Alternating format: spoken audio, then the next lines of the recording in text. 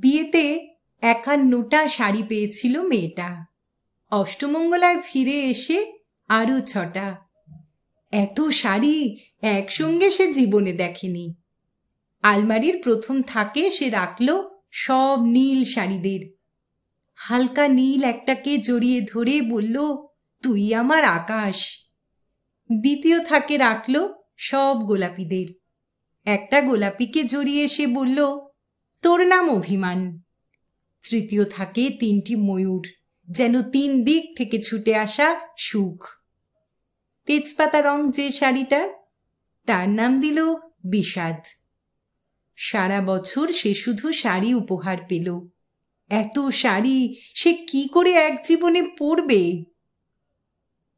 কিন্তু বছর যেতে না যেতেই ঘটে গেল সেই ঘটনাটা।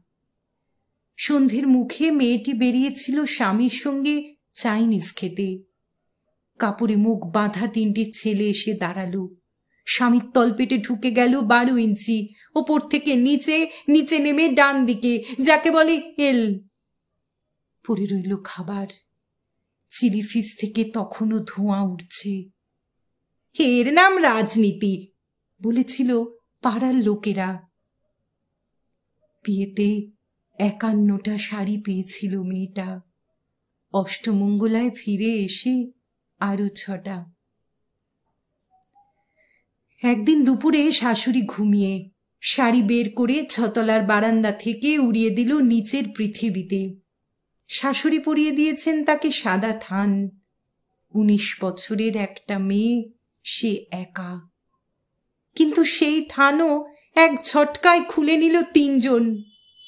পাড়ার মোড়ে একটি সদ্য নগ্ন বিধবা মেয়ে দৌড়াচ্ছে আর চিৎকার করছে, বাঁচাও, বাঁচাও, বাঁচাও।